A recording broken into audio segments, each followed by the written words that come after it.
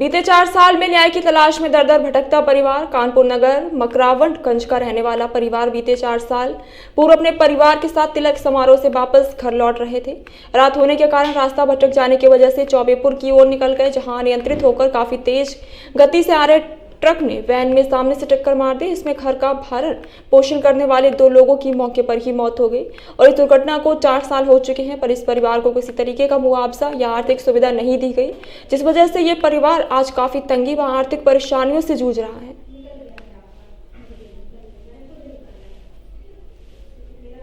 इस समय हम उपस्थित हैं मकरावंटगंज के सेक्टर 21 में 22/5 सेक्टर 21 है, 22/5 सेक्टर 21 में मकरावंटगंज में। और हमारे साथ है, आप क्या नाम है आपका भाई साहब? राम। हाँ, तो क्या घटना हुई थी आपके साथ? रिपीट करो। 11/3/2019 की घटना। आप लोग कहाँ पे जा रहे थे? हम लोग जा रहे थे चौबेपुर। चौबेपुर। क्या हुआ वहाँ पे? तिलक समारोह में गए थे। कितने लोग थे आप लोग? हम लोग 8 लोग। आपके बड़े भाई भी थे? यहाँ से 6 लोग थे। हाँ। वहाँ से लोग तो भगत 8 लोग हो गए। 8 लोग हो गए। तो कितने बजे रात की घटना आई? 12 बजे लगभग। 12 बजे। अच्छा, आप ये बताएं, आप क्या नाम है आपका? सीता देवी। देखिए, यहाँ पे जो आज से 4 साल पहले एक घटना हुई थी, जिसमें इस परिवार ने अपने 2 सदस्यों को खो दिया था और जिसकी कि आज भी कोई मुआवजा राशि या किसी प्रकार की वित्तीय सहायता अभी सरकार के द्वारा से नहीं मिली हुई है। और यहाँ पे 2 लोग परिवार के जाने के बाद ये परिवार अपनी बड़ी विषम परिस्थितियों से जीवन यापन कर रहा है। इस जीवन यापन करने के इस परिवार की दुश्वारियां आप सब हमारे चैनल के माध्यम से देखेंगे कि इन लोगों के ऊपर क्या क्या गुजर रही है। हाँ, तो आपकी क्या स्थिति है यहाँ पे, आप बताएं। अब किसी तरह तो यहाँ रह रहे हैं। अब जो लड़के लोग कमा रहे हैं उसी से चल रहा है घर। इलाज भी नहीं करा पा रहे हैं, बहुत परेशानी है। पैसा कौड़ी है ही नहीं, कहीं से कोई सहायता भी नहीं है। वित्तीय सहायता कोई आपको नहीं कराई जा रही है? नहीं, वही आदमी जब से खत्म हुआ वही पेंशन खाली आ रही है बस। अच्छा, अभी फिलहाल घर में कमाने वाले कितने लोग हैं आपके? हमारे 2 लोग हैं। 2 लोग हैं। क्या काम करते हैं?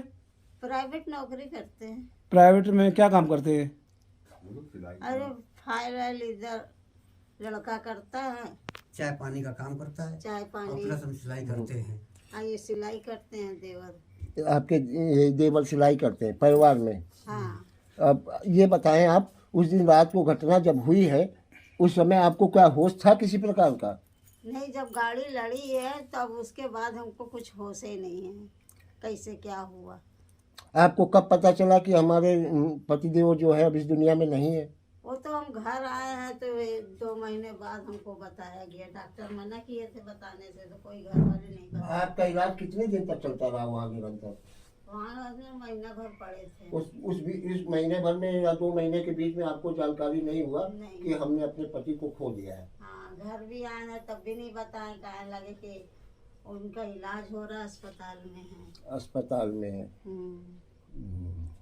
और अभी हमारे साथ यहाँ पर एक बहन जी और मौजूद है जिन्होंने अपना बेटा खोया है इसी हादसे में। और ये आपकी कौन है? ये भौजाई है। आपका बेटा क्या करता था? राजमिस्त्री का काम करता। राजमिस्त्री का। देखिए, छोटा काम करने वाले एक राजमिस्त्री और जिनके यहाँ जीवन यापन के लिए एक ही सहारा था इनका बेटा, जो इनका परिवार चलाता था। आगे ये स्थिति में रह रही हैं कि यहाँ पे आज इनको किसी सहारे की जरूरत है। किसी प्रकार का प्रशासन से, किसी प्रकार से बीमा कंपनी से, इंश्योरेंस कंपनी से कोई भी मदद नहीं मिली। उल्टे ही इनका खर्चा होता चला गया है। एक परिवार ने अपने 2 लोगों को खोया, उसके बाद जो है आज अपनी जेब से पैसा लगाने के बाद ये स्थिति में है और बड़ी जीर्ण अवस्था में यहाँ पे अपना जीवन यापन हो रहा है। हम सरकार से गुजारिश करना चाहते हैं कि इस परिवार के बारे में कुछ सोचें, इनको किसी प्रकार की मदद दें। इसी बात के साथ हम अपनी बात खत्म करते हैं। भारत नेशन न्यूज के साथ दीपक द्विवेदी। अभी इस समय हम उपस्थित हैं मकरावंटगंज के सेक्टर 21 में 22/5 सेक्टर 21 है, 22/5 सेक्टर 21 में मकरावंटगंज में। और हमारे साथ है, आप क्या नाम है आपका भाई साहब? राम। हाँ, तो क्या घटना हुई थी आपके साथ? रिपीट करो। 11/3/2019 की घटना। आप लोग कहाँ पे जा रहे थे? हम लोग जा रहे थे चौबेपुर। चौबेपुर। क्या हुआ वहाँ पे? तिलक समारोह में गए थे। कितने लोग थे आप लोग? हम लोग 8 लोग। आपके बड़े भाई भी थे? यहाँ से 6 लोग थे हाँ। और वहाँ से लोग तो भगत 8 लोग हो गए। 8 लोग हो गए। तो कितने बजे रात की?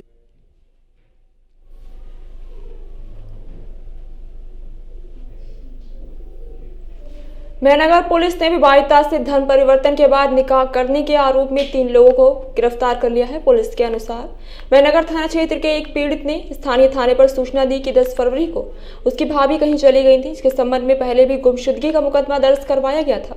वे वापस आ गई हैं और उसने बताया कि एक मोबाइल नंबर पर मेरी बात होती थी जो अपना नाम सोनू सिंह बताता था। उसी के प्रेम जाल में फंसकर नागौर राजस्थान चली गई, लेकिन जब जानकारी हुई कि इरफान अलाउद्दीन मुमताज के द्वारा धर्म परिवर्तन कराकर निकाह किया गया, ये राजपूत समाज का व्यक्ति नहीं है, तो किसी तरह से भागकर घर वापस आई है। सूचना पर पुलिस ने आरोपियों के खिलाफ संबंधित धाराओं में मुकदमा दर्ज कर विवेचना शुरू कर दिया। पूर्व में पीड़ित ने सूचना दी थी कि उसकी भाभी की उम्र 24 वर्ष है, परंतु बरामद होने के पश्चात प्रमाण पत्र के अवलोकन से उसकी उम्र 16 वर्ष अर्थात नाबालिग पाई गई है।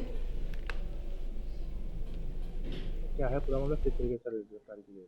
थाना मेहनगर पर 10 फरवरी को शादीशुदा बालिका के घर से चले जाने की सूचना प्राप्त हुई थी। सूचना पर थाने पर गुमशुदगी दर्ज की गई। तत्पश्चात 17 तारीख को वादी मुकदमा की तहरीर पर FIR नंबर 55/24, धारा 363, 66, 76, 419, 120B, 3/4 पॉक्सो एक्ट और 3/5(1) उत्तर प्रदेश विधि विरुद्ध धर्म संपरिवर्तन प्रतिषेध अधिनियम 2021 के अंतर्गत 3 लोगों के विरुद्ध FIR पंजीकृत की गई है। ये 3 लोग इरफान पुत्र बाबू खां, अलाउद्दीन पुत्र लियाकत और मुमताज पुत्र बाबू खां जनपद नागौर राजस्थान के रहने वाले हैं। पूछताछ में ये बात प्रकाश में आई है, इनके द्वारा अपना नाम बदलकर, अपने नाम को छिपाकर, धर्म की आइडेंटिटी को छिपाकर महिला को अपने झांसे में लिया गया और इनसे फ़ोन पर वार्ता की गई। लगातार संपर्क में रहते हुए इनको राजस्थान बुलाया गया। ये जो पीड़िता हैं इनकी एज भी ये नाबालिग पाई गई। जब इनके अभिलेखों का अवलोकन किया गया तो वो एज में नाबालिग पाई गई, इसलिए पॉक्सो एक्ट में भी FIR पंजीकृत की गई है। तीनों अभियुक्तों को गिरफ्तार कर लिया गया है। आगे की विवेचनात्मक कार्रवाई थाना मेहनगर की टीम के द्वारा की जाएगी।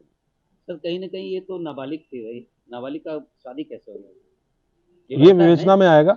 अभी जो अभिलेखों के हिसाब से, क्योंकि जो विधि का प्रावधान है उसमें अभिलेखों के हिसाब से सबसे पहले एज का निर्धारण किया जाता है। तो अभिलेख जो देखे गए हैं उसमें उनकी एज वो नाबालिग पाई गई है और उसी के आधार पे पॉक्सो एक्ट का FIR पंजीकृत किया गया है। बाकी विवेचना में जो चीज़ें आएंगी, ये घर वाले भी बताएंगे इस बात को कि इनकी शादी कब हुई थी और कब इनके द्वारा की गई थी।